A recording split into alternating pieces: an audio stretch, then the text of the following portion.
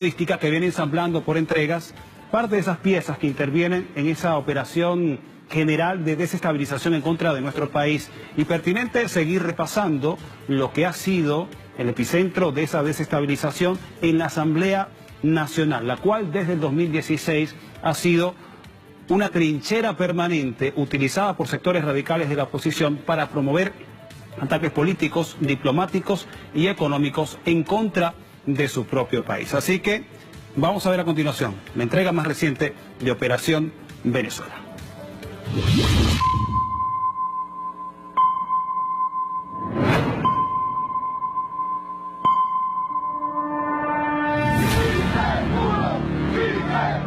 ...5 de enero de 2016... con el triunfo de la oposición en la Asamblea Nacional, prometiendo la última cola y candidatos sin rostros, comenzó otra fase de la Operación Venezuela. Ante Dios y ante la patria, juro cumplir bien y fielmente con la Constitución y leyes de la República y con todas las obligaciones y deberes inherentes al cargo de presidente de la Asamblea Nacional. Y con la juramentación, la declaración de la guerra. Buscar nosotros, dentro del lapso de 6 meses a partir de hoy, una salida constitucional, democrática, pacífica y electoral para la cesación de este gobierno. Y con el ultimátum, la ofensiva internacional. Vamos a recurrir a los organismos internacionales porque en la OEA y en el sistema interamericano hay instancias para recurrir respecto de las acciones de un gobierno como este. Contrario a la oposición, el gobierno reconoció el triunfo de la mayoría parlamentaria y llamó al diálogo. Hoy estamos llegando a un parlamento donde, por gracia de la Constitución, en medio de una democracia de plenas libertades, la oposición a la revolución bolivariana ha conquistado una mayoría de manos no pudo detener lo que ya estaba en marcha. 2 meses después de instalada la nueva Asamblea Nacional, Obama oficializó la orden ejecutiva y decretó a Venezuela como su enemigo. Cuando dictan en el 2014 la primera ley contra Venezuela, es donde nos damos cuenta que lo que se está armando es un teatro de operaciones jurídico. Es decir, a partir de ese momento se construye todo un entramado con base jurídica, con fundamento jurídico, para atacar también mediante mecanismos jurídicos, entonces la legitimidad del gobierno venezolano, para atacar la capacidad del gobierno venezolano de desenvolverse económicamente, comercialmente, de recibir inversiones. Y para lograrlo, Estados Unidos consiguió a su mejor aliado, la oposición venezolana, que con aparente legalidad comenzó a torpedear las instituciones del país. Por ejemplo, en 2016 inició la recolección de firmas para el referéndum revocatorio contra Nicolás Maduro. Todo lo hizo mal. ¿Era parte de la estrategia? Y es un hecho cierto que ustedes, pudiendo arrancar el referéndum revocatorio el 11 de enero de este año, no lo hicieron. Dijimos, no va a haber referéndum en el 2016 porque no les da el tiempo, y esa es responsabilidad de ustedes.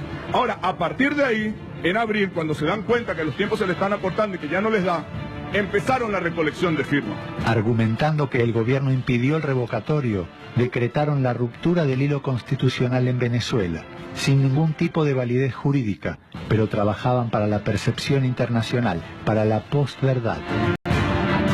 Venimos a oficializar ante el mundo entero la lamentable y dolorosa ruptura de la Constitución venezolana por parte del gobierno.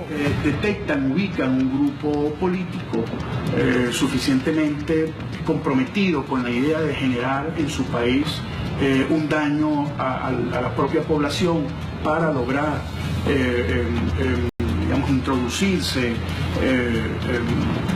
favorecer los intereses en este caso de Estados Unidos, ubican ese grupo político entonces se autodesigna, se autodenomina gobierno y empieza a llevar estas relaciones directas con el gobierno de los Estados Unidos. Ahora, ¿sobre la base de qué fundamento jurídico? Solo es suficiente que ese grupo tenga la disposición de generar un daño suficiente, profundo, definitivo a la población, ese grupo interno, y que adicionalmente el gobierno de Estados Unidos tenga una vinculación suficientemente fuerte. ¿Cuál es esa vinculación? Bueno, generalmente son lazos económicos, promesas de dar algo, promesas de entregar algo, de ceder algo. Eso es lo que realmente ocurre. La estrategia no era política, era económica, y estafaron al mundo. En la mira, la industria petrolera. Exportamos cada vez menos petróleo, porque ya sabemos lo que pasa en la industria petrolera arruinada, decadente, destartalada, comprometida, partidizada.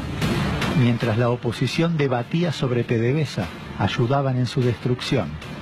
Los hijos de Henry Ramos Alup, principalmente Ricardo Ramos de Agostino, formaba parte de la empresa Helsinki Incorporation, creada en Panamá, cuyos dueños eran Leonardo Vaquero, ex trabajador de PDVSA, y Fernando Morillo, amigo íntimo de Henry Ramos Alup. Una prueba de la cercanía con su hijo fue su tesis de grado. A Francisco Morillo, pocas palabras, pero significativas.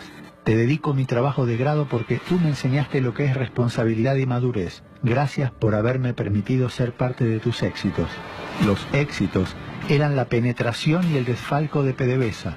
Morillo era asesor de la estatal venezolana y el cargo le daba margen de maniobra. Durante 10 años sacaron información estratégica. Con complicidad interna, crearon un sistema de servidores paralelos donde obtenían absolutamente toda la información de PDVSA. Así lo confirma un testigo protegido. El sistema consistía en un servidor espejo que estaba ubicado afuera de PDVSA. Entonces todo lo que se generaba allí pasaba a ese servidor y estaba ubicado en la oficina del señor Morillo. Toda esta información contenía, o todo este servidor contenía información de la actividad comercial de la Gerencia de Comercio y Suministro de Petróleo de Venezuela.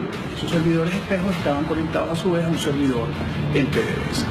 Ese servidor en PDVSA proveía toda la cantidad de información que te puedes imaginar de todas las gerencias de PDVSA, el intercambio de información incluso entre esas gerencias, que le permitían a este grupo asesor, a esta empresa asesora, tener acceso a esa información en tiempo real. ¿Sabes? Toda la información de comercialización de PDVSA era manejado en esos servidores, todo lo que era precio, comercialización, asignación de empresa, asignación de buques, ¿no? Lo cual esto permitía que se tuviese un control absoluto de la comercialización de PDVSA. Tenían los servidores espejos en Miami, Panamá y Suiza. Es decir, desde allí se lograba tener el control de PDVSA. Que lograban manipular las expectativas de PDVSA en los contratos. Es decir, si PDVSA quería vender un producto a un precio más elevado, digamos, como estrategia lo puede tener, este mecanismo lo impedía, porque anticipaba a los clientes el volumen, los precios. Entonces era difícil para PDVSA establecer una verdadera estrategia de venta. Claro. Estamos en presencia de una masiva operación, no solamente de control social, sino de demolición controlada del Estado venezolano para la apropiación de las riquezas de la nación. El gobierno de Venezuela demandó tanto en Miami como en Suiza a 27 empresas petroleras por robo de información, incluyendo la de Fernando Morillo, cuyo socio es Henry Ramos Alup, a través de su hijo. El designado procurador de Juan Guaidó, José Ignacio Hernández, representó a esas empresas antes de usurpar el cargo en Estados Unidos, donde logró detener el proceso. ¿Qué buscaba José Ignacio Hernández en este caso? Ya había actuado en Florida para que se dejara sin efecto la acusación contra Morillo y Ramos. Y buscaba también en Suiza, ya desde su posición usurpadora, buscaba dejar sin efecto la defensa de Petróleos de Venezuela.